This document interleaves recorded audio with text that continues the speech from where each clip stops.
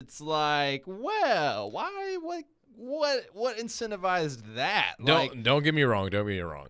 I love Southwest. I do too. I am a big Southwest guy. I love them pretzels. But if I am an NFL caliber receiver and you're trying to win me over, and you're gonna fly me out on Southwest, that hurts with me. But let's get into the nitty gritty of this. DeAndre Hopkins.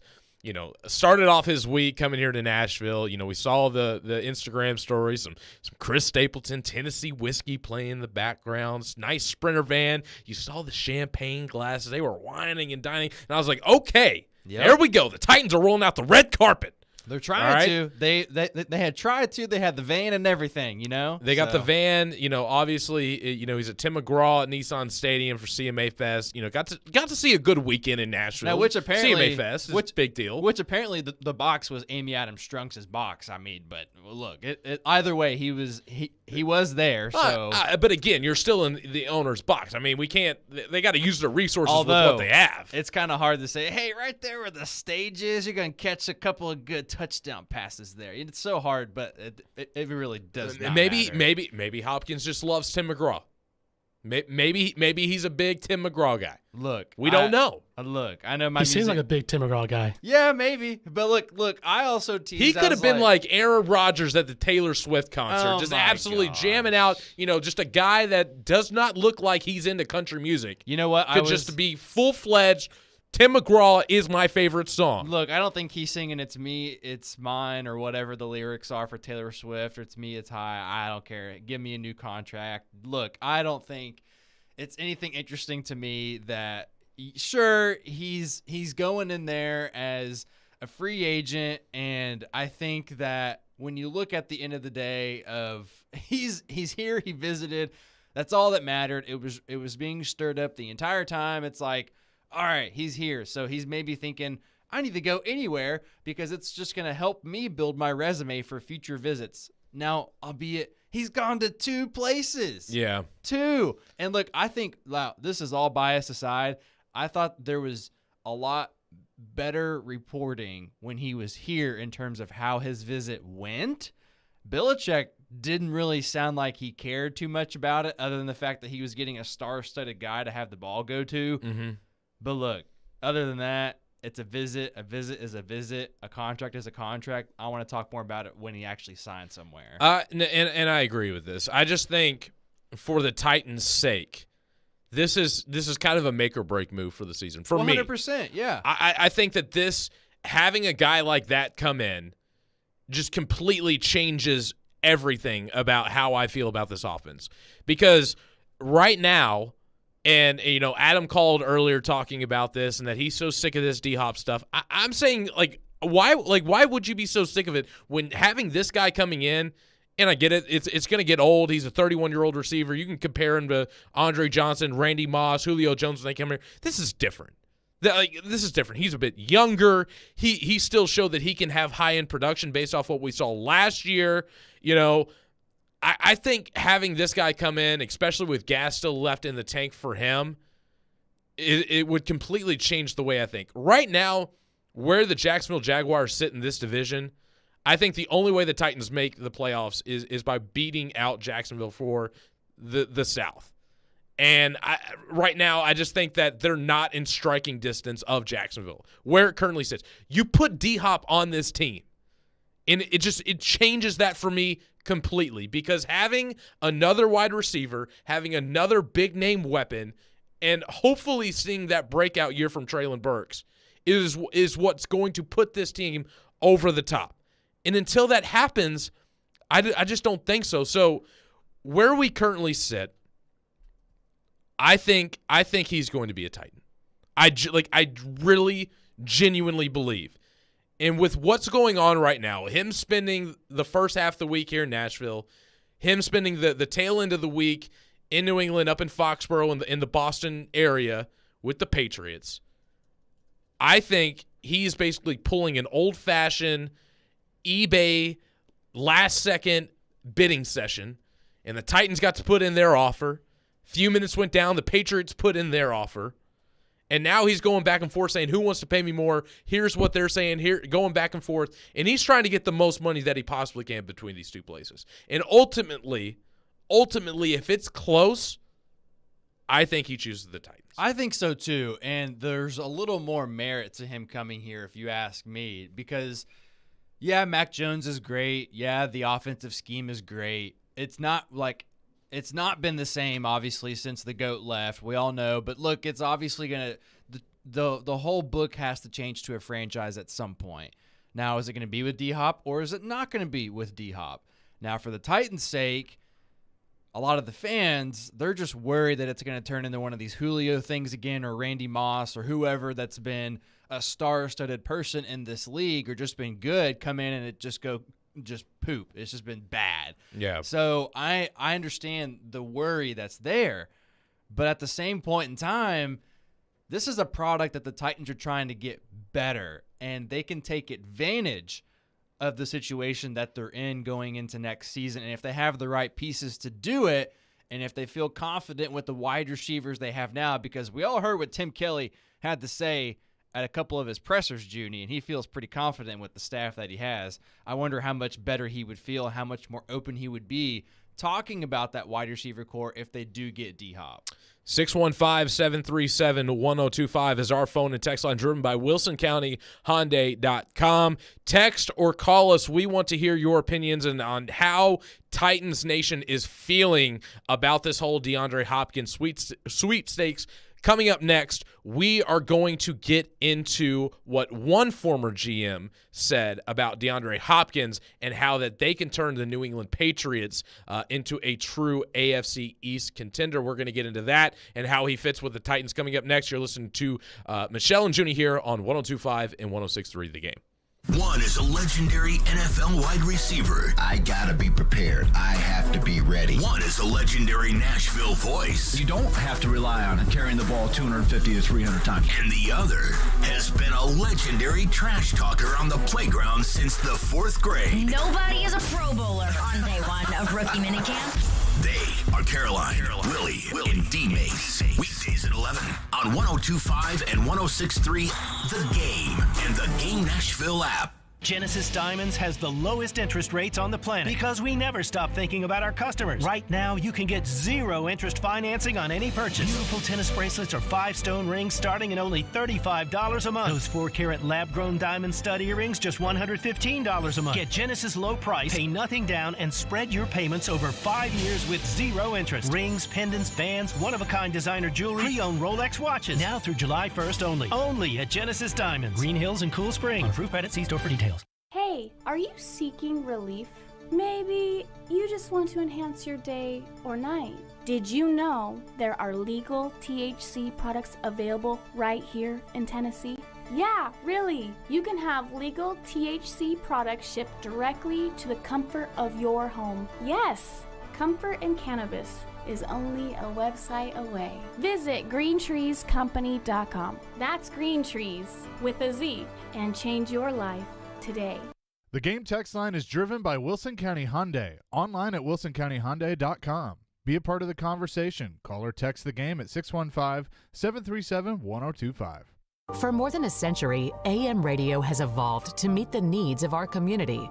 In their car, at home, or on the job, more than 80 million listeners depend on AM radio each month. AM radio is also the backbone of the emergency alert system, which keeps us safe in dangerous times. It's reliable, free, and public safety depends on it. Text AM to 52886 and tell Congress we need AM radio in cars. This message furnished by the National Association of Broadcasters. 94.9 The Fan is your home for Hit City. Your Nashville Sounds continue their series at First Horizon Park tonight against the Gwinnett Stripers. Swing and a miss, strike 3. Sounds win. Pre-game at 6:20. On your home of Nashville Sounds baseball. 94.9 The Fan and The Fan app. This is Michelle and Junnie. Really? That's fantastic. Presented by Superbook Sports on 102.5 and 106.3 The Game and on the Game Nashville app. In Arizona, they averaged 6 more points per game in the games that he played, and now all of a sudden you put DeAndre Hopkins at the top of that batting order, and now Smith-Schuster becomes the 2 that he really is. Mike Gesicki, Hunter Henry, 2 really good tight ends, and a star at running back, and Ramondre Stevenson, a very good offense with a championship defense. That defense was 3rd in defensive efficiency. It should be even better this year. I think this is the most intriguing storyline left in the NFL because Hopkins in New England, to me, could change the entire AFC East. Really, to Nick's point, this is the most consequential move left in the NFL offseason. Once this is done, franchise players, that always sorts itself out. We know that. This could really change the AFC East. That was Mike Tannenbaum on ESPN talking about the addition of DeAndre Hopkins and how it could change the AFC East if he were put on the New England Patriots. Now, the one part of that bit that I found kind of intriguing was I completely forgot that the Patriots signed Mike Gesicki. I know. And so here's the weighing of the options here. Because honestly, hearing that kind of gave me the idea of maybe there is a leg up for New England in signing him, because I look at their offensive roster and I compare it to the Titans. Mm-hmm. New England does have the better offensive line. Oh yeah, that is for certain. They have a pretty solid offensive line. The thing about the difference between the Titans and the Patriots, I think, is the fact that if DeAndre Hopkins signs in New England, he is going to be certifiably the number 1 wide receiver. Oh, 100%. Juju's going to file in as the number 2, which he, rightfully should be. He's not a guy that's going to be turning on the burners and catching double teams, and that's making the secondary fear. And then you have Devontae Parker and Mike Gesicki, so you'd have your number 3 wide receiver, and you also have a pretty elite number 1 tight end now, especially in the Patriots offense. It's going to be more suited towards Mike Gesicki, and I feel like he's going to get a lot more looks. Oh, yeah. So you turn that over to the Titans, and whereas they don't probably have as good of a receiving core, I don't know if the Titans would necessarily look at DeAndre Hopkins coming in to be their number 1 receiver as much as he would be more of a 1A or 1B to a Treylon Burks that they're hoping emerges as a true number 1 receiver this year. So that kind of caught my eye. Mm-hmm. But the one difference is I just don't think Mac Jones is better than Ryan Tannehill. Currently, absolutely not.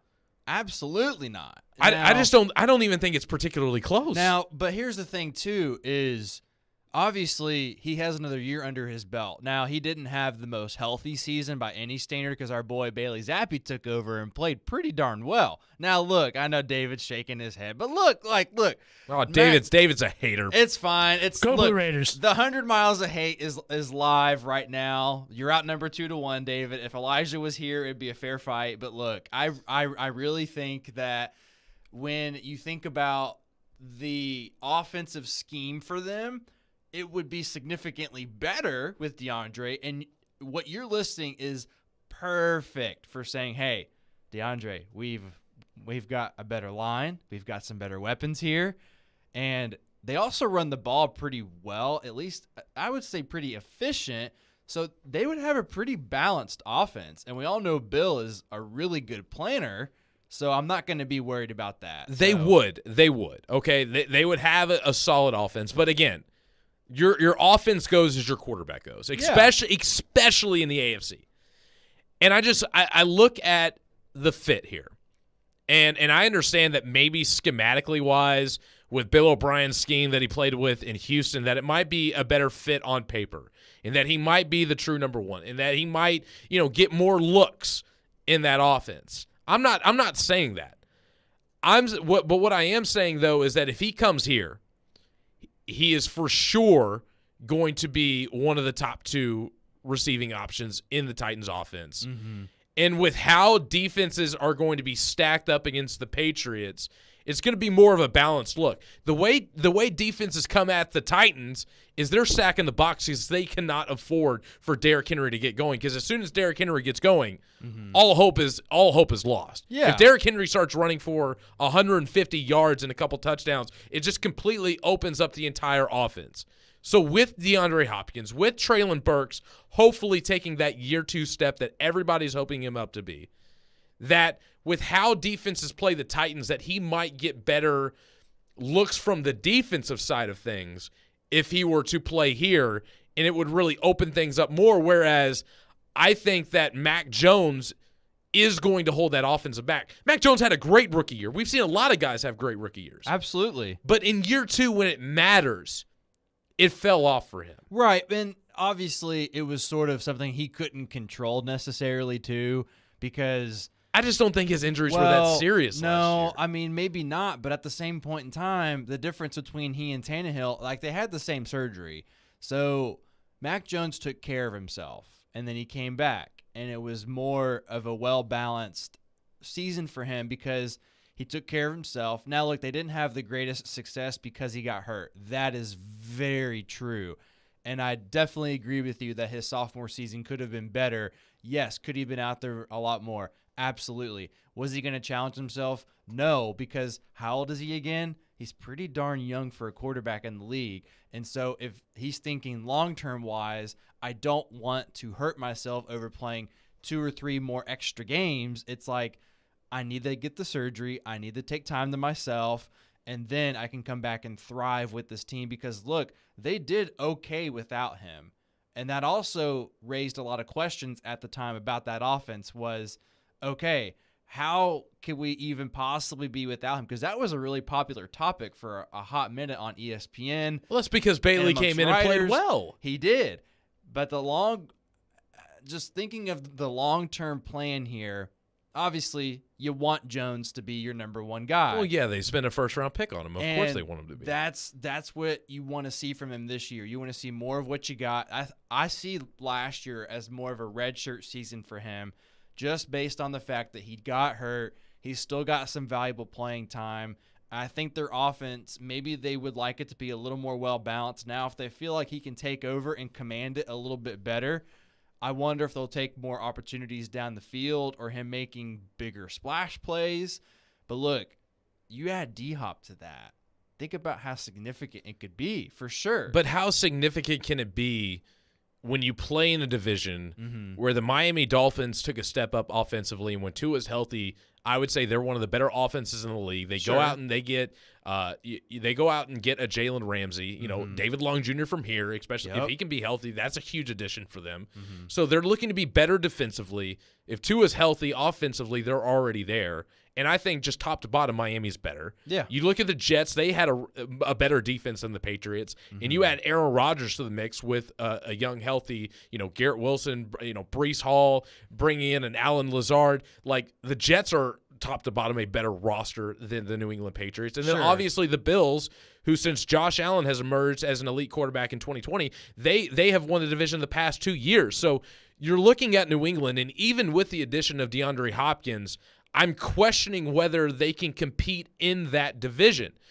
In hindsight, you look at the Tennessee Titans, and they play not only in one of the worst divisions, but they're matched up in the NFC against the South, which I think, it's going to take a lot for a team to, come out and win that division with a winning record. I think it's going to be similar to last year how the Bucs made it to the playoffs 8-9 with Tom Brady. It's going to be similar this year as well. There's not a lot of talent in that division. So when you look at DeAndre playing in New England and who they're going to have to go up against and match up in that division compared to the AFC South, to me, it's just night and day. It's clear cut. And when you're DeAndre Hopkins and you're going to have that many one-on-one options with teams having the concern of Derrick Henry here in Nashville, I think really it comes down to Tannehill's the better quarterback, and I'm going to get better looks defensively if I'm playing with the Titans. And on top of that, the Houston Texans gave you up. Bill O'Brien traded you for a second-round pick when you were widely considered the best receiver in the game in David Johnson. See, that's the one thing I thought about too. And it's like, he has history. What's the one way you can get back at both of those guys? Mm-hmm. You decide to go to Tennessee over the Patriots and leave Bill O'Brien in the dust, and then you whoop up on the Houston Texans 2 times a year this year, trying to get one last run with this Titans core. I just think it makes too much sense, and I think, he's going to hold out and wait to get his best offer. But ultimately, if it's close, he's gonna sign here. Yeah, absolutely. He's gonna sign here. And I do agree with Caroline. She made a really good point this week, saying I think he's gonna wait till sometime in July to sign. I think he, like you just said, he's gonna take his time with it, because if he takes his time with it, he'll get all the incentives he needs. He'll get everything in line. And realistically, too, if I'm in his shoes, which I'm nowhere near being a pro athlete or even near to what he is, but if I'm in his shoes, this is how I would think too.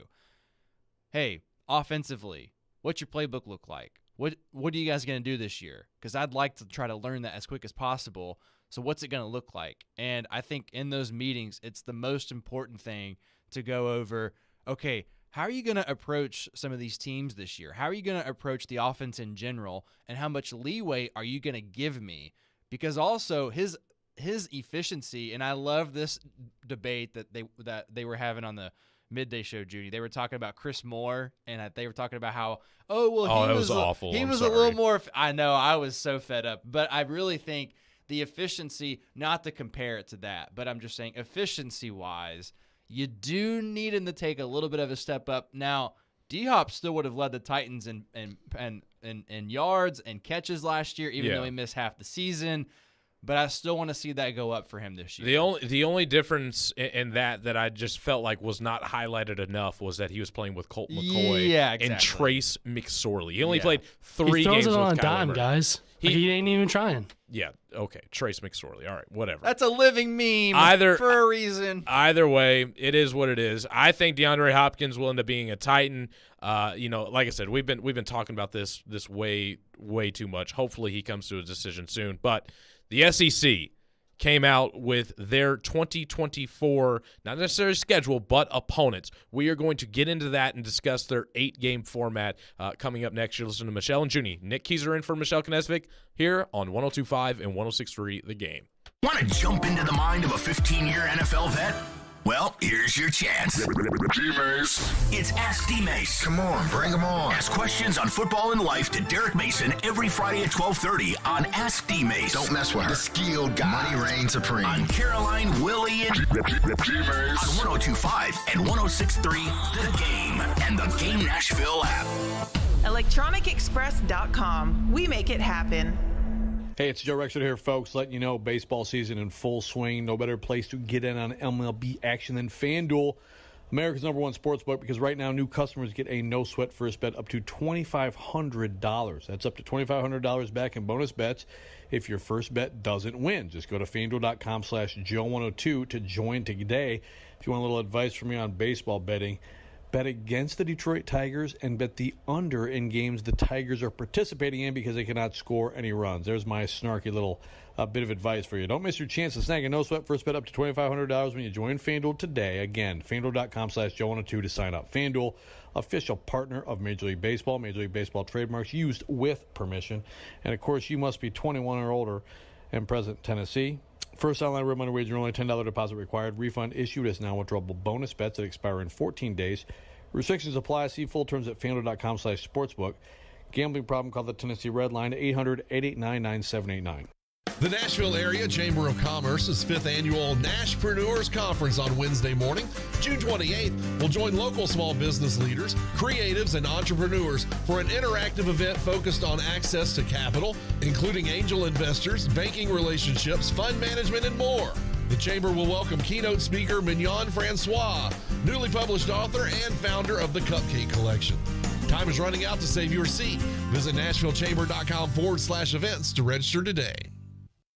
This year, Boys and Girls Club of Middle Tennessee celebrates its 120th anniversary. Through time, BGCMT continues to evolve to enable all young people, especially those who need us most, to reach their full potential as productive, caring, and responsible leaders. Because of your continued support, BGCMT has remained strong and is committed to supporting our youth and solidifying our mission and culture in new exciting ways for 120 years. Visit bgcmt.org today. Live from the Hiller Plumbing, Heating, Cooling, and Electrical Studios. WPRT FM Pegram, WPUZ HD2 Laverne. Bobby and Rex Road. Chase and Michelle. Caroline, Willie, D-Mace. Stone Company. Nashville's best sports talk. Crank it up. 102.5 and 106.3. Rebound on the score. Make every play perfect. Touchdown, Middle Tennessee. We're going to win the game. A Cromwell Media Station. Discussing the big sports stories of the weekend. This is Michelle and Junnie. With Michelle Knezovic and Junnie Riddle. Presented by Superbook Sports on 102.5 and 106.3 The Game and the Game Nashville app. Hour 2 of Michelle and Junnie here on 102.5 and 106.3 The Game. Nick Keyser filling in for Michelle Knezovic.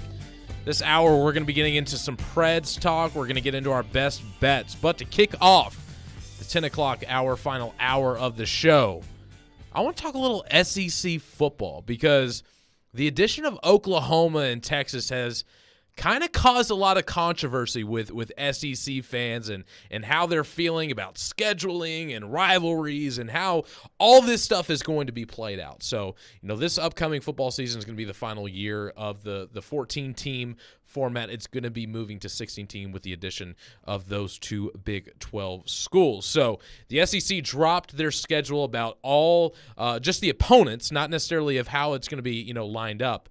And a lot of people are upset with only having 8 conference games and how it's going to shake things up and rivalries are going to be missed out on. But what I kind of gathered from this initial release and just of the opponents, and they wanted to make sure that every single team in the SEC got to play either Oklahoma or Texas in the first year so that everybody got to welcome in the newcomers, at least one of them. I was actually very surprised with how well they created the opponent structure for the first year. I was looking at certain rivalries. LSU, Alabama is a big one that I've liked to watch every single year that I didn't know was going to be protected. A lot of people here, Tennessee, Alabama. Auburn, Georgia. Was that still going to be a thing? And when I saw all of those games were still in the schedule for 2024, I was like, okay, that's a sigh of relief for me. That at least in year one, they're going to keep all the historic rivalries. Some of the minor ones have been left out, but all the historic ones that are the big ones that you think about when you think about SEC football were protected. So your initial thoughts when you saw the SEC come out with this? Well, and I grew up watching SEC. I know that you grew up in Louisville. I know that you probably pay attention to the SEC somewhat relatively well because it's pretty close. But I think for me, I thought that the schedule when it came out, I thought it was pretty fun to look at because when you think about now, for Vanderbilt's sake, oh my gosh, 2024 is going to be rough here in Nashville. Oh I yeah, think. Unless you're a season ticket holder, you're gonna get to see some fun teams rolling into Nashville. And if you don't want to go, you can sell them for a damn good profit. But look, I really think at the very end of the day, I do like the structure that they're moving to. Now, one thing I would love to see one day, Junnie, is them do 10 games. I really would like to see that. And another part of it, too, that I paid more attention to as we discussed throughout the week was, okay, now when you think about scheduling for the future, would you like it to be tough? Because we do a segment called Would You Rather? And one of the questions this week that we kind of discussed was, okay, would you rather have a tougher schedule and conference play and throughout the season too, so just an overall tougher schedule in order for you to build that resume for the college football playoffs? Or would you kind of just rather stick to what's been going on, have some cupcake games, play a Western maybe, because I know Western's not, now they're going to be better one day hopefully, but all bias aside there, you have to think about, okay, I mean, one team I thought about was like, okay, Clemson had a lot of cupcake games last year. You know, Ohio State had a couple of interesting games last year too. But I just asked myself, I'd rather it be kind of tougher all around, to be honest with you. And that's the question I asked myself immediately after looking at it. So my thing is about this is that I think they made it work for this first year just because they knew that if they skipped out on some of these rivalries, that the backlash would have been tremendous. Mm-hmm. I think that the SEC needs to move to at least 9 conference games. Yeah, absolutely. They need to come up with a format to where some of these games that fan bases and traditions and alumni have grown up with. Because, you know, for me, like you had mentioned, I grew up in Louisville. I grew up, you know, really following the Big East, and when they moved over to the ACC, that was more or less what I kept up with. But again, you know, Kentucky is also, you know, big rival of Louisville, and so I'd always root against Kentucky and actively root for every, you know, SEC school that played against them. So I did grow up, you know, following the SEC, but some of the rivalries that I necessarily never got to really experience as a child, like Tennessee, Alabama, I did not realize how big of a rivalry that was until I moved closer here to Tennessee. And then I had a fraternity brother in college who was a diehard Auburn football fan. Yep. And hearing about, you know, his experience growing up he lived in Georgia, which Auburn in geographical relativity to this is only 15 minutes from the Georgia border. Yeah. And so that has been such a huge rivalry, and it's the oldest rivalry in the South. And I can't – the SEC and its history of football is just so rich that taking away some of these games just so, you know, Vanderbilt or Kentucky or Missouri can throw in another cupcake game and get an Appalachian State or a Western Kentucky or an MTSU and play some of these guys, I think that there's enough room in your schedule to be able to have that. I mean, how many cupcake schedule games do you need? And especially with the NCAA moving to the 12-team playoff format, there's going to be a little bit more room for error. So if you're going to do that and you're going to diminish some of the regular season, you might as well put better matchups on there. Yes. And as the SEC expands, so should the amount of conference games as well. And these historic rivalries that have been going on, some of which for 100 years, need to be protected. They really do. And I know another thing, too. Now, this is more of a joking thing that I would like to say, but now Chris Sanders may not like the tougher schedule and silly underdog picks because he had some way out there picks this year. But well, that's Chris Sanders and silly underdogs every single year. Oh, absolutely. But I think in general, it would be beneficial for programs to recognize, you know what, I don't want to throw NIL into this, but it does shift my focus to kind of think this way.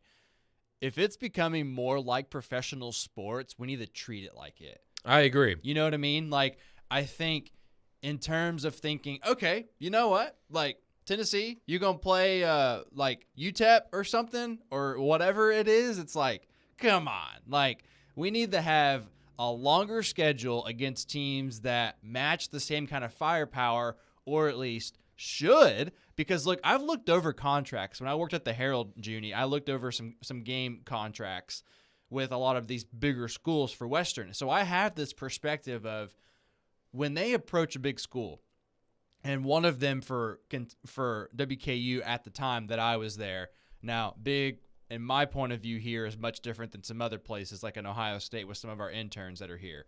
But look, when I read some of those contracts, it's more or less like Western was looking at Indiana, okay? They were saying, hey, we want to do 3 games, and they listed out, hey, here's what we're going to pay for each of these games. And also it's a beneficiary for Western because it's exposure. We both know it's a small school. Playing them on, CBS on a Saturday is huge. It is. And so when you're these smaller schools, it's going to help. I get that. But also, I think there needs to be a fine line, and I think we also need to think about conference play is so huge. Now, I get like maybe doing the first 3 games non-conference or something like that. I would rather be kind of like basketball where like, okay, we've got these non-conference games to kind of start our schedule. Then it kind of transitions into, oh, it's all conference play. Well, I don't know. What I hate is watching Alabama throughout the season, and they have this huge matchup against LSU, and they beat LSU, and then the following week, and it's like, we're maybe 9-10 games into the season, they go on and play a Mercer. Yeah, exactly. Like right before they play the Iron Bowl, and I'm like, what are we doing here? What are we doing? I just think that you don't need 4 non-conference games. I think, like you had said, if you do because I think in the SEC they have to play a non-conference Power 5 school. Yeah, I think so. And you do that to kick off week 1. Week 2, cupcake game. Week 3, maybe a more competitive mid-major. Like like I said, Appalachian State has been pretty good. Western has been pretty good. A team like that. And then you go 9 straight conference schedules. I just think when we look at 2025, they're all the rivalries that they actually got to pin together because they're wanting to go on this rotation. Everybody plays everybody every so couple years. And I get that. You want all the SEC teams to play each other. But you've got to add that extra game in there to be able to hold these rivalries. Listen, this sport is all about tradition, and tradition is important to these fan bases, these alumni, the former players, everything. And I just think that if you take away some of these big games yearly, you're stripping this new generation of college students, SEC fans, of what it all means and what brought us to this point. Because if there's anything close to an NFL Sunday, it's SEC football. Exactly. And you just can't wreck tradition, in my opinion, for TV and TV money and what some of these, lower end schools in the SEC want just so that they can stay relative. Exactly. In my opinion, the tradition and the rivalries are more important to the product than just, getting some of these lower tier SEC schools to 6 wins so that they can participate in a bowl that nobody cares about. Absolutely. I want to see Lane Kiffin get peppered with things by fans still. Now, I know it wasn't a great look for Tennessee, but I want to see more drama like that. I want to see the competitiveness when you go up against a fellow SEC school. I want to see that. He got mustard thrown at him and everything. I was at that game. That's why I'm using it as an example. But look, I want to see stuff like that. As a fan that gets to go to games, or as a media member even too, there are so many more storylines that you get out of things like this, Junnie. So I think it's a very good topic. It's a lot of things are good food for thought currently, and the schedule I think is in a good creative space currently, and I think we'll still see it change at some point, but I think it's definitely opening up a lot more conversations right now. Absolutely good. Nick Keyser, good stuff.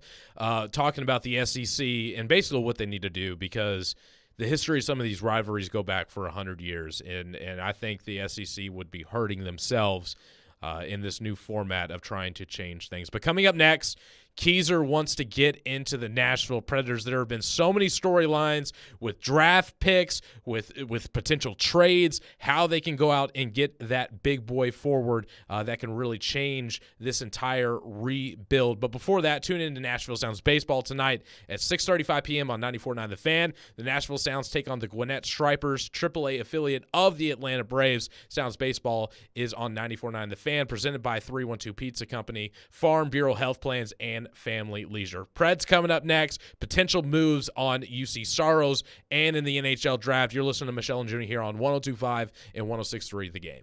Every Wednesday at 8:30. Join Robbie and Rex Road for The Choice is Yours. 2 sports questions, 2 non-sports questions. They'll answer a couple of questions about life and sports. The Choice is Yours is built by Jared Companies. You have a choice. So when you have a need for site and utility work, fire protection, concrete and asphalt services, the choice is simple. It's Jared Companies. For more, visit jaredcompaniesinc.com. The Choice is Yours. Wednesdays at 8:30 on 102.5 and 106.3 The Game and the Game Nashville app. Father's Day is here. Save big on last-minute gifts for Dad at Electronic Express. Don't miss a TCL 55-inch 4K TV for just $269 or an LG laundry pair for only $549 each. Get gifts for Dad with huge savings in every department. Computers, appliances, 4K TVs, smart home, furniture and mattresses, and more. Get a SkyTech gaming computer for $899 or a Traeger Pro Series grill for only $499. Get up to 3 years free financing throughout the entire store. Electronic Express. We make it happen. Everyone is loving what Genesis Diamonds is doing right now with the lowest interest rates on the planet. Right now, get 0% interest for 5 years on any purchase. A handcrafted Tacori, A-Joppy, or Viraggio ring with a GIA certified diamond for only $100 a month. Wedding bands, color bands, fashion necklaces, just $40 a month. Pick any item, pay $0 down, and spread your payments over 5 years. Even the sales tax. Don't miss this amazing offer. All natural and lab-grown diamonds included. Now through July 1st only at Genesis Diamonds, Green Hills and Cool Springs. On approved credit, see store for details. Hey folks, Joe Rexo here for PhD Weight Loss. Want to let you know 6 weeks, 20 pounds down, and I'm feeling great. Loving the food items they provide. No pills, no gimmicks, no other suppressants. Again, you feel good on this. You feel sustainable. Sustainability, that's a huge part of this. People who want to lose weight, but they also want to keep it off. I mentioned the products, and by the way, 85% of the food here is provided for you at no extra cost. My personal favorites, the peanut butter chocolate cereal. Love the pancakes. The broccoli cheddar soup is really good. The protein bars are fantastic. Variety of flavors, absolutely delicious. This is simple and easy. It involves weekly phone discussions with a coach. It is personally tailored to you. You don't have cravings. You don't have anything extra that you don't want. And also, there is a guarantee. If you don't get within 5 pounds of your target weight at the end of your program, PhD will continue to coach you for free until you do. Visit myphdweightloss.com.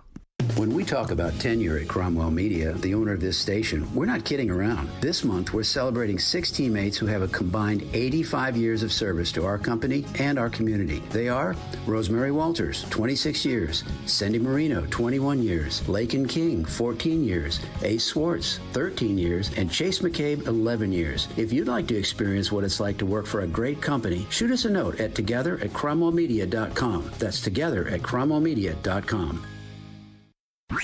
Anyone want to tell me what happened? Did you miss any of today's show? It's okay. It's fine. Don't worry.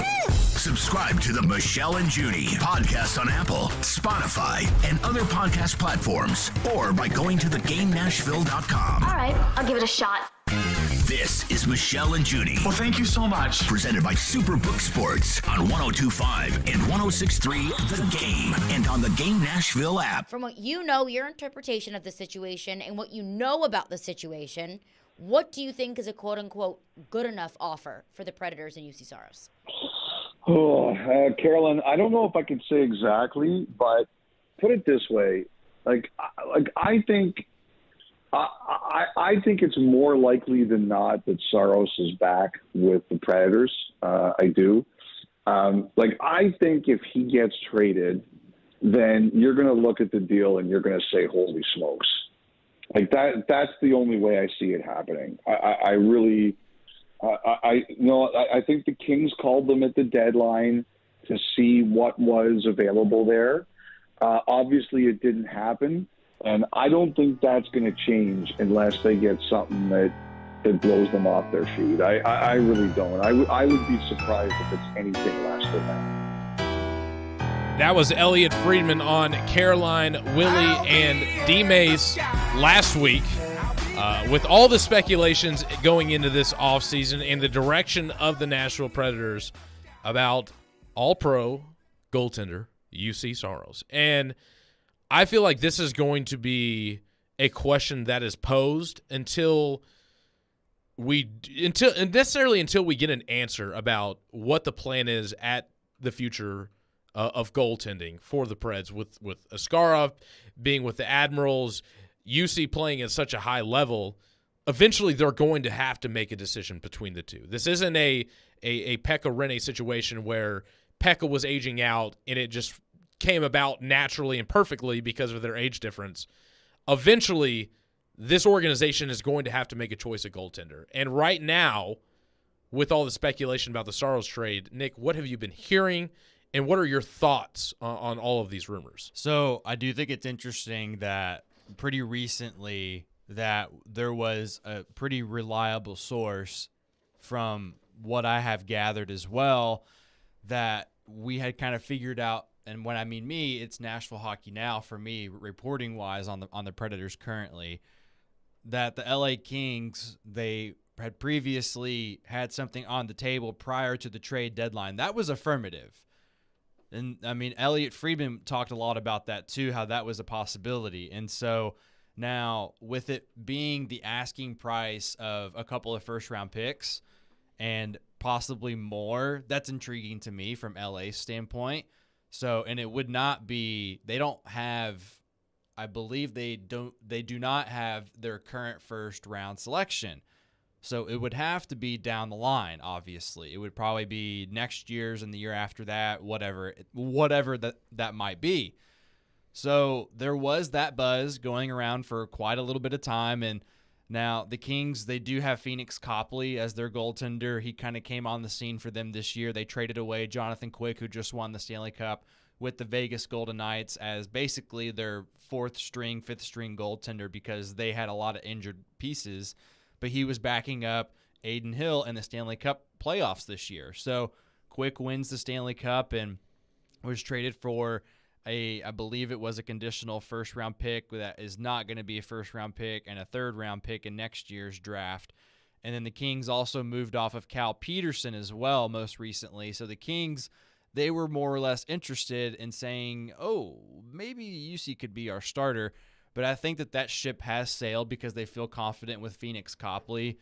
So that's more or less interesting to me. Now, here's a different can of worms I do want to open really quickly on the subject is, so the Admirals, everyone's favorite team in town, obviously. Now, they had Devin Cooley down there this year with Yaroslav Askarov. So the main concern with me here is his agent told me he's going to test free agency. I don't see him coming back to the Predators because of what they told me was Devin wants to be a number 2 or a number 3 in an organization at the least, essentially. Mm-hmm. That's not the case in Nashville. He's got Askarov in front of him, and the Preds re-signed Lankinen. Pretty clear and cut dry for me. The only way Devin's coming back is if the Predators made a trade or if something significant happened and they told him, hey, here's our plan. We'd like to bring you back for some security, and you would get more playing time. Yeah. Because Askarov is going to have more playing time this next year for sure. Now, he had his moments in the playoffs. Now, the other thing for me, the reason why it becomes a little dicey, that no one really pays any attention to, they have a guy named Tomáš Vomaka, that he's a goaltender from Czechia that the Preds drafted a few years ago.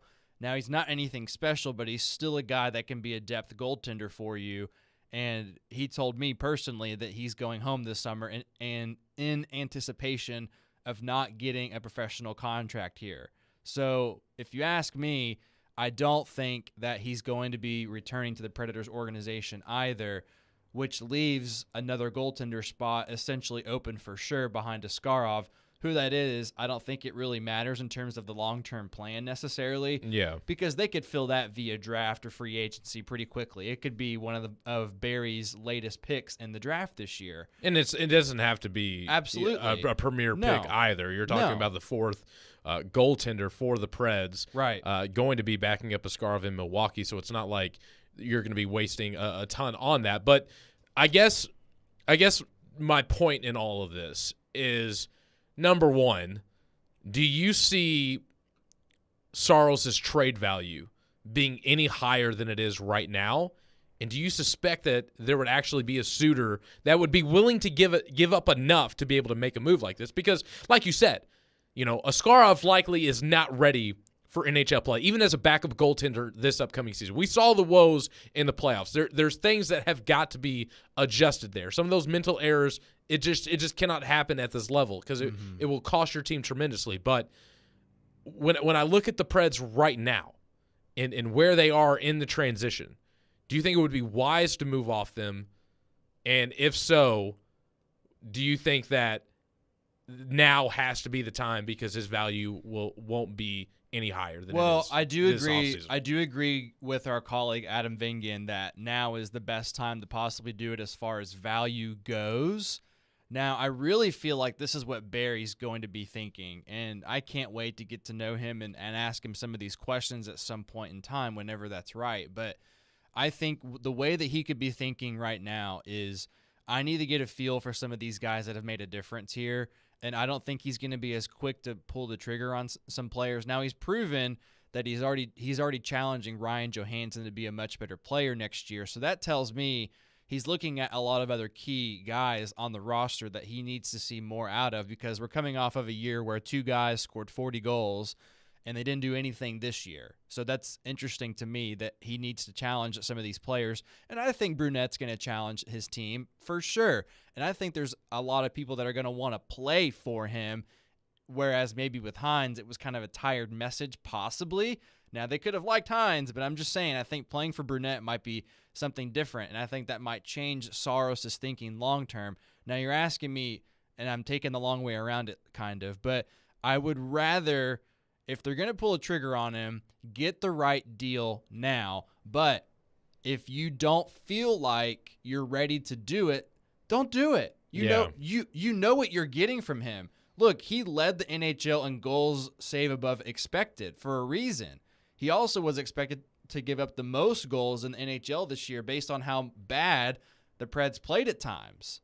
So when I'm thinking to myself how star-studded he truly is, for a bang at a buck, by the way, he's getting $5 million a year currently. Yeah, for the next 2 years. Yes. So you have to consider, if that's what he's going to keep putting out for your team, even if they had a down year this past year, and then the Predators were sellers at the trade deadline, look, and he wasn't part of it, by the way, that tells me that they feel confident that they can keep him.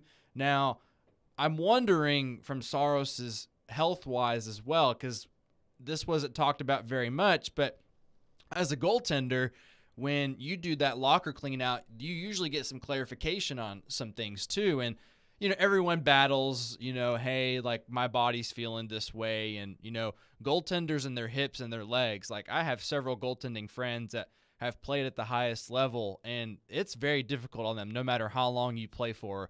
Pekka had to have hip replacement, or he had to have surgery, and he still played really well. Now, for Saros, I feel like he's still recovering, and that's why last year he had to have surgery before the Colorado series, and we all know how that went. But I think this is the best UC Saros you're going to see in his career, and if it's the right team, you're going to look for a big fish that offers a lot. But the thing is, people have traded a lot lately, and Saros has not been part of it. So the thing for me is, it's probably going to be a little bit before you see a trade, to be honest with you. Okay, so I get your perspective on what you think the Preds will do, but I want right before we got to go to break here, what do you think they should do? Do you think that they should look to trade? If they can get the right return, do you think they should at least ponder and look for a suitor this offseason? I don't think they should do it this offseason. Now, I agree with the idea of it for sure. I don't think they should do it. I like the idea. I don't think they should make the trade, because I want them to have a clearer picture that they showcase for us this October. I'd like to see what Barry does in the draft, what trades he makes there possibly, who he drafts there as well. That's a longer-term project for sure. I want to see if he has any big phone calls and makes some hard trades.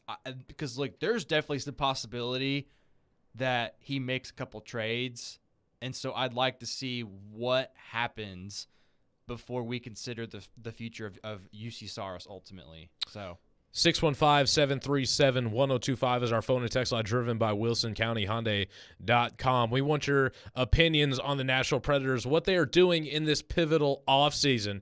But coming up next, we're going to start talking about the NHL draft that will be right here in Nashville in about 2 weeks. What should the Preds do? Should they try and trade their assets? Should they try and move up? And if they stay put, who can be there for the taking? You're listening to Michelle and Junnie with Nick Kieser in for Michelle Knesvik here on 102.5 and 106.3 The Game. All the big plays. And we are done. Vandy 24-21. All the big stories. I'm sure Vandy will be a much better team if Clark Lee is the coach. All in one place. We We are Nashville's best sports talk. 102.5 and 106.3. What a stop by UC Saros. Then he wouldn't end up on my team. Driving his way to victory lane. I think that's the right strategy. The Game and the Game Nashville app. Krebs Kubota wants to help you get your job done right with the parts you need and a service department that can handle maintenance and repairs from the largest excavator to the smallest two-cycle engine.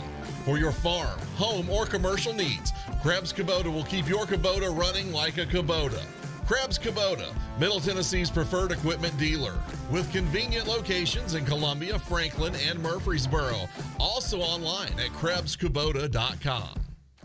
The spring menu is here at Kitchen Notes in the Omni Nashville Hotel, featuring their signature cast iron pie with herb roasted chicken, English peas, carrots, potato, simple greens, and a toasted biscuit crumble topping. Or garden succotash with snap peas, black-eyed peas, roasted peppers, sweet corn, tomato, and caramelized onion. Or try the steak fritas with pan-seared ribeye. Kitchen Notes in the Omni Nashville Hotel, open daily till 2 with brunch Friday, Saturday, and Sunday from 7 till 2.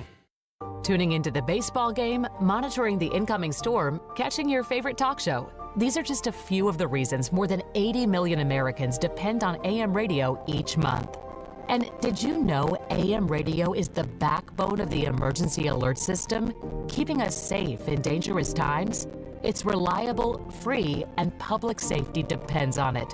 Text AM to 52886 and tell Congress we need AM radio in cars. This message furnished by the National Association of Broadcasters. The offseason is in full swing, but there's no slowing down ESPN's Teron Davenport. The flow of information. He talks the talk. Spears gives you that guy that can still hit the home run. And walks the walk. As a run blocker, he's going to murder a linebacker at the second level. On Everything Titans, TD is on Mondays at 1, Thursdays at 3, Friday mornings at 8, and anytime on the Talkin' with TD podcast. TD is on 102.5 and 106.3 The Game and the Game Nashville app. This is Michelle and Junie. Really? That's fantastic. Presented by Superbook Sports on 102.5 and 106.3 The Game and on the Game Nashville app.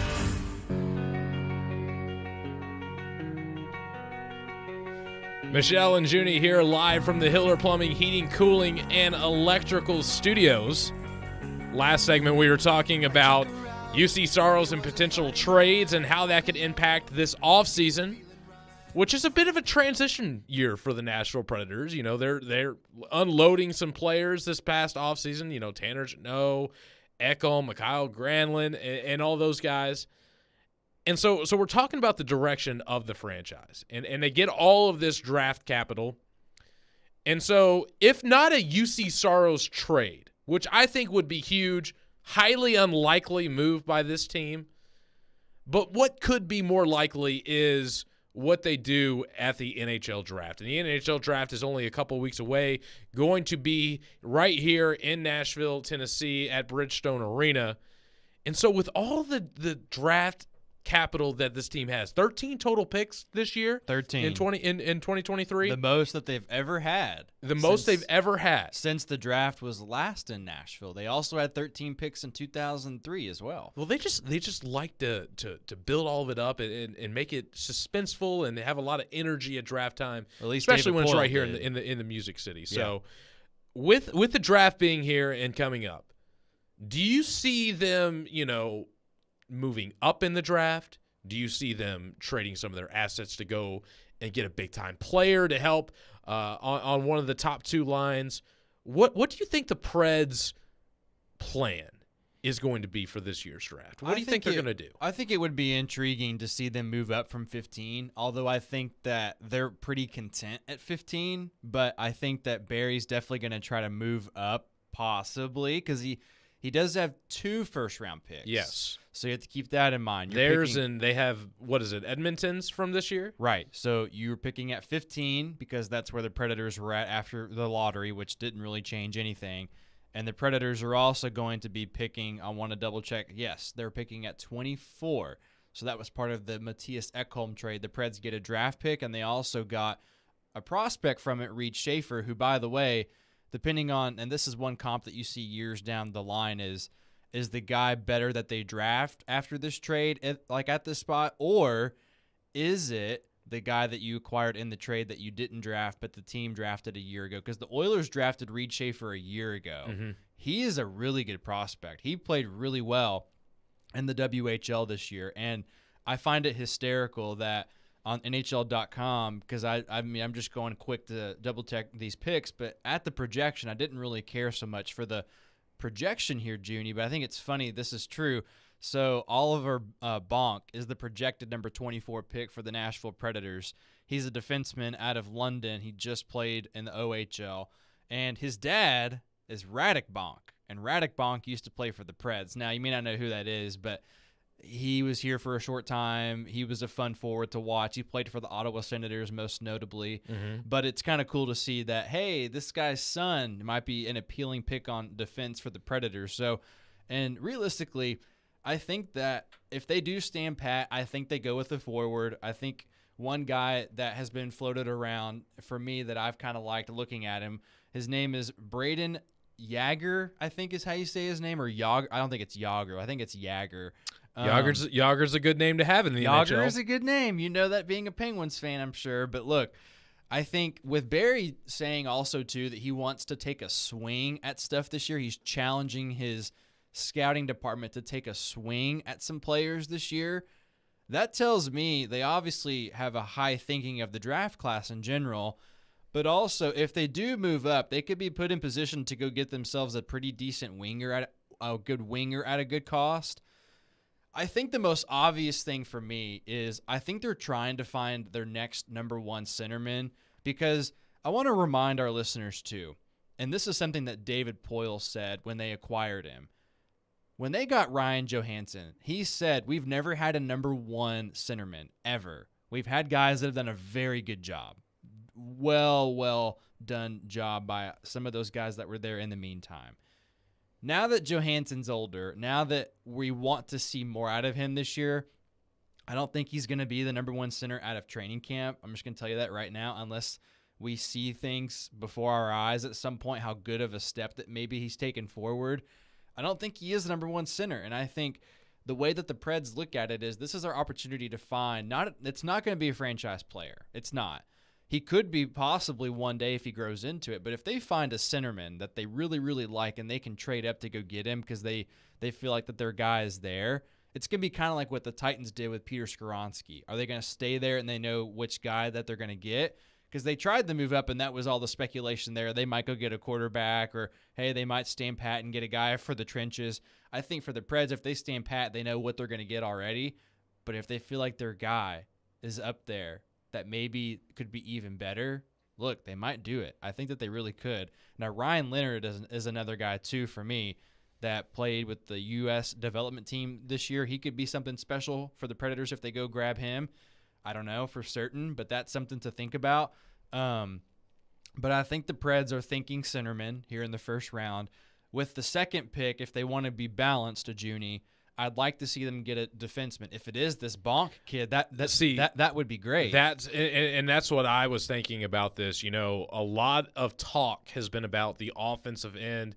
You know, they go out and get an offensive-minded coach. Barry Trotz has been on record saying they want to play faster, they want to score more, they want to put more towards, an offensive system into which the NHL is moving more towards. And I agree with that, but I would also look at the back end of this team as well. You know, the blue line isn't that deep. And no. When you talk about, their guys, Ryan McDonough is going to be another year older. Roman Josi, who dealt with injury at the tail end of last year, is dealing with injury. And Tyson Barrie, is he going to, be a part of this team in the long run? Yeah. I don't know.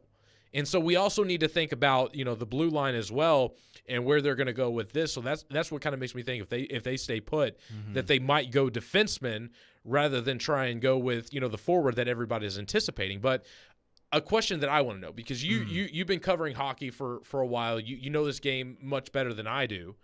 When it comes to making a trade up, say they want to trade from 15 into the top 10 to go out and get this centerman that they feel could be a first-line guy, a franchise player, what is like the cost for moving up for something like that? Oh, my gosh. So if you move up, here's what I would do. If it was my trade package, I'm no GM. I've had some friends be like, "Hey, you'd be a good GM," but that's like high school. Of course, friends. you know, playing NHL franchise mode. Right. I get it. Exactly. Now, I think if I was going to move up, the way I would do it is I would probably utilize number 15, and I would probably utilize a prospect.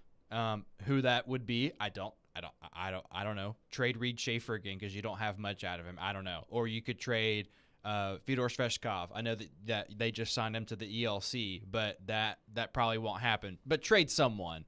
Now, if you move up, I think it would take those two things plus a roster player. I really think it would. Possibly. I think it varies on which team it is. Now, if it's a team like the Sharks going up number 4, which I don't think the Sharks are going to trade number 4 because that's a new GM there. They want their guy there at 4. But if they move up to the top 5, it would take all 3 of those pieces for sure. Now, on defense, before we go to break, because I want to touch on this, there's a big question mark because the Preds did sign Fabro. It's a prove-it deal. It's a 1-year deal. Yeah, $2.5 million. Carrier in his camp, they don't want to announce anything because I've asked a couple times. They don't want to announce anything. They don't want to talk about it till it's done.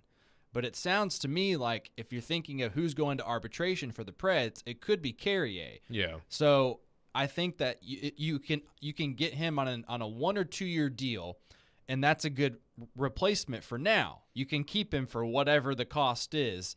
So, and you also have to vary into how do they feel about some of their defensive prospects? Stastny played. You also have the Foot kid. Now, I don't know how confident they feel about him. He didn't play that well. He just didn't look very comfortable yet. I know it was via trade, and he has to get used to it. I just didn't see enough from him to stay here in Nashville personally. Livingstone's another one, too, that I've talked about, and I don't know too much about him yet because he's out of college. He's a 24-year-old kid. But the thing is, he's filled out. We know what we're getting from him. What's good about him is he drives the puck up on offense every now and then. That's how he got his first career NHL point, was driving up and created a goal. But look, the Preds on defense, you have to consider what are they going to do, because there's still a couple of holes in my eyes. After I played defense most of my life, I consider they have a lot of question marks there. And if they want to still be as good as what it was when Barry was here, because Barry was very, very prideful on his defensive style, I think he still wants to retain that, but how much? Because Yossi came off of a 90-point-something season, 98 points 2 seasons ago. So you have a guy that can carry your offense. I think they're looking for guys that can be shut-down defensemen. I think Livingstone and Stastny do it just as good. I think Adam Wilsby does it okay. He's not great at it. But if they have to move on from someone soon, I think they know what they're going to do. They do a fine job with it. I'm not going to be too worried about it, to be honest with you, Junnie. But in the draft, I answered your question about moving up. I would say it would take those 3 things to move up if it is in the top 5 or maybe even higher. Maybe takes 2 of those things. But ultimately, I think they're very happy with the fact that they have 7 picks within the first 100 picks of the draft. It's a very, very loaded draft system for the Predators. It will definitely be interesting. The last thing I want to ask you about this offseason, and I think that not a lot of people are touching about it. I was talking to Willie about this yesterday when I was engineering their show out at the NFL Alumni Golf Scramble. And that was, do you think that they buy out Ryan Johansson this offseason? Oh, my God. I stirred up Pred's Twitter yesterday with this. And look, just to give it perspective, I wasn't doing it because I'm saying buy him out. Yeah. No, I don't think they buy him out this year. You don't think so? No, Willie thought the same thing. No. It would do. It's so detrimental if you do it now. Yeah. And also, too, you want to see what he does this coming fall in that training camp. I think it's kind of dumb. I don't think you would see it, because I'm just going to lay it out really quickly here before we go to break and go over some of our best bets and talk about Nashville SC. But I'm going to lay this out here. So what the buyout would look like. It would span 4 seasons. It would cost $10.6 million, and the Predators would save only $5.3 million during those years if we did buy him out. That's a lot of dead money. Exactly. It's a lot of dead money. So I mean, I'd rather eat it for now, to be honest with you. I've had a bunch of people quote tweet it and reply back, and it's majority no, and that's pretty obvious. And we'll have to talk about this more on another day, but it'll just be really interesting to see, how they kind of formulate these lines with so many young players that came on this season that really performed at a high level at the center position. They're going to have to make some tough choices and maybe some positional adjustments. This for might some be guys. the most entertaining training camp in Preds history, to be honest with you. Well, yeah, I mean, especially with all the guys that we talked about that played for the Admirals and helped this team have a shot at the tail end of last year. Seeing who makes the team, seeing who has played where, who's moved around where. It will be very interesting to see how this whole offseason plays out. I think it's one of the more intriguing offseasons for the Nashville Predators in a long time. But like you touched on, coming up next, we are going to be getting into our best bets of the weekend. Tennessee and LSU playing at the College World Series out in Omaha. Nashville SC's got a home game tonight. We're going to give you some more individual picks as well. You are listening to Michelle and Junnie with Nick Keyser in for Michelle Knezovic here on 102.5 and 106.3 The Game. Insightful discussion. When we talk about the person that these players are. 3 goals scored in the first 5 minutes. He wants to be the starter, day one. Mixed with spirited debate. Okay, but Derek, let's Professor Derek. They are Caroline, Willie, and D-Mace. With Caroline Fenton, Willie Donick, and former NFL wide receiver Derek Mason. We got the whole thing covered. We got it all covered. Here. Weekdays at 11 on 102.5 and 106.3 The Game and the Game Nashville app. Sometimes you want a sure return on your investment. That's where CDs come into play. At F&M Bank, they've been providing smart choices to customers for over a century, including CDs that are a great way to save. You make a deposit and collect the earnings on your terms. Great rates, predictable results, and backed by the Federal Deposit Insurance Company. That's smart banking. Life is complicated. Banking shouldn't be. So go see them at one of their 20 locations across Middle Tennessee and Southern Kentucky or online at myfmbank.com. F&M Bank. Banking made easy on purpose. Member FDIC. Music City will be rocking June 23rd through the 25th with a different sound. The sound of NASCAR. Start your engine! The Ally 400 is back at Nashville Superspeedway, and this year, it's a night race. NASCAR in Nashville. It's guitars and fast cars under the lights. Visit NashvilleSuperspeedway.com to get your tickets for the triple header weekend, including the Ally 400, Tennessee Lottery 250, and the Rackley Roofing 200 today. Genesis Diamonds has the lowest interest rates on the planet because we never stop thinking about our customers. Right now, you can get 0 interest financing on any purchase. Beautiful tennis bracelets or 5-stone rings starting at only $35 a month. Those 4-carat lab-grown diamond stud earrings, just $115 a month. Get Genesis low price, pay nothing down, and spread your payments over 5 years with 0 interest. Rings, pendants, bands, one-of-a-kind designer jewelry, pre-owned Rolex watches. Now through July 1st only. Only at Genesis Diamonds. Green Hills and Cool Springs. On approved credit, see store for details. Later today. David Torres swats the first pitch to deep right field. Goodbye. Outfield Devers sends a high fly ball to deep center field. It's gone. Baseball's best rivalry takes center stage as the Yankees head to Fenway to take on the Red Sox. Coverage begins at 5:30 on 102.5 and 106.3 The Game and the Game Nashville app. This is Michelle and Junnie. Well, thank you so much. Presented by Superbook Sports on 102.5 and 106.3 The Game and on the Game Nashville app.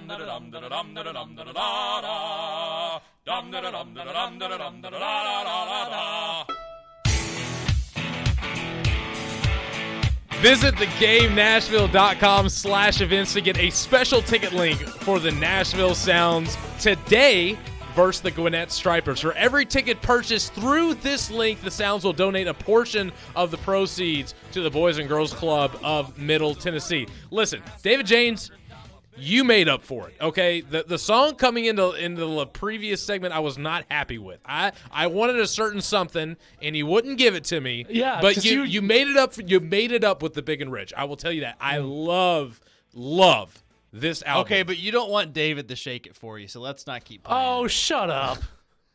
Either way, David James, you're back. You're back in my good column now with that intro music. Brought to you by Conference USA.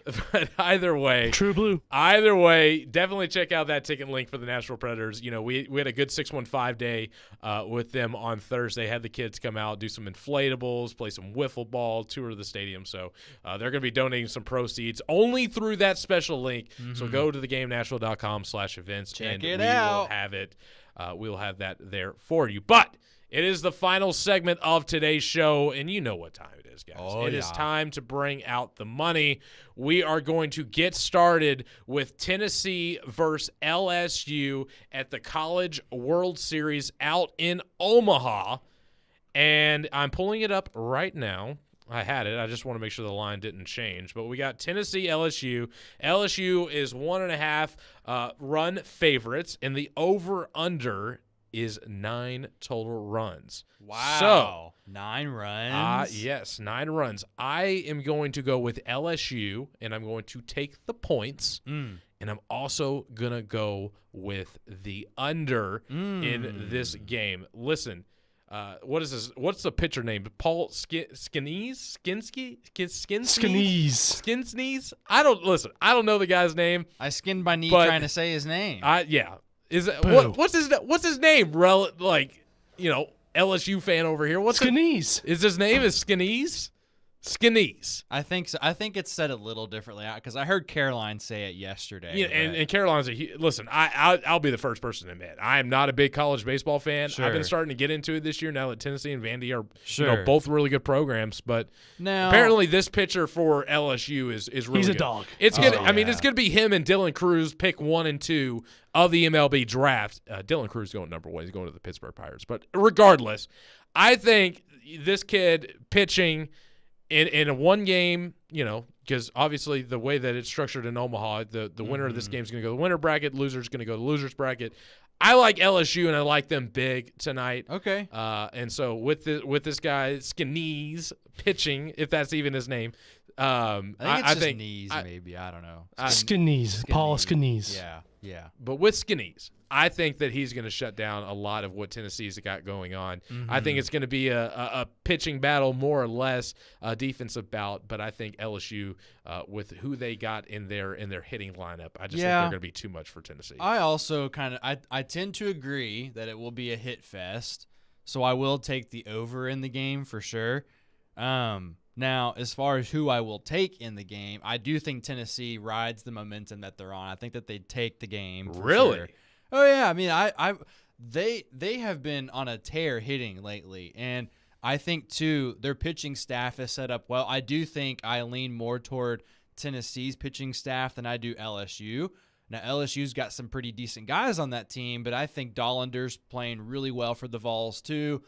He's not starting tonight, though. He's not starting tonight. And I think it's Lindsey. I think that they are anticipating things going well. So we'll see what they do, but my gut tells me I feel like Tennessee is going to take this game. Okay. So. All right.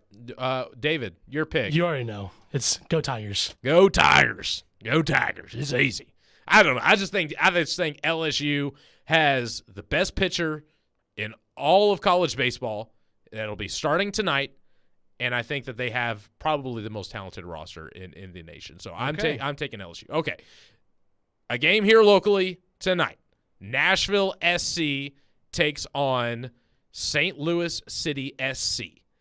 St. Louis City SC has 29 points. Nashville SC has 32 points. And right now, St. Louis is number 1 in the West. So a big-time matchup for Major League Soccer here in town. I'm going to go with the hot hand. I know they tied last game, but I think here at home, offensively, they just bring a little bit more. Give me Nashville SC, and anytime goal scorer for Hani Mukhtar, because he seems to be doing that at least once a game. Yeah. I would also agree. I'm going to stick to what I said on Take It to the Bank on Friday with Caroline, Willie, and D-Mace at 145. I'm going to say Nashville SC wins. Now, what I said on Take It to the Bank was Nashville SC wins in any fashion. So that's what I'm going to go with. I think that they take them, and I think it's going to be a really good game. It could be a 1-0 game. It could be a 2-1 game for sure. But I do like Nashville SC winning this game tonight. I think they're going to be doing just fine. I think Joe says no quite a bit, but I think Nashville SC does their very best against St. Louis. David? It's going to be a Nashville party. Easy enough. All right, individual picks. All right, everybody come up with an individual pick. For me, I'm going with my Pittsburgh Pirates. They just got embarrassed at Wrigley Field, okay? They had a drunk driving bus driver, and I think that's going to wake the team up. I think they're going to come out. The Milwaukee Brewers are only a half game behind them. Right now, the Pirates are barely holding on to the NL Central. They are going to win this game, take the Pirates -1.5, and smash the over. Smash the over. The over-under is 8.5 runs. They are easily going to get over 8.5 runs today. Take the Pirates. Take the over. Pittsburgh wins big, and they are going to take a further lead in the NL Central. Okay. Your great. individual pick, Keiser. So, just because of the reverse boycott going on, I'm going to go over to the A's, and the Sounds were previously affiliated with them before they went back, I think, to the Rangers, and then now they're back with the Brewers. So I'm going to go over here to Oakland because they've got a pretty good game tonight. I don't know if they're still doing the reverse boycott or not. I would have to imagine. It might have been a one-game thing. Yeah. I don't know. Oakland's got to be sad, dude. Losing the Warriors, the Raiders, and now you're losing your last pro team. Oh, it's got to hurt. It's definitely not fun. But they are taking on the Philadelphia Phillies. So, I mean, look, they have the over set at 9 and the under. I'm like, it's probably going to be the under. So I'm going to go with that. But I am going to take the Phillies in the matchup. I know that Oakland's been hot lately, but I think it's all coming crashing down for them some. But I wanted to touch on mainly that storyline for sure. But the A's are definitely a team to watch right now. But David Janes is going to lead off the end of our show with his own pick. What you got? All right, guys, listen here. I'm a Cardinals fan, and for us Cardinals fans out here, we are suffering right now. We stink. Yeah, I mean, cheeks. just absolute cheeks. But so are the New York Mets. They are the Mets, baby.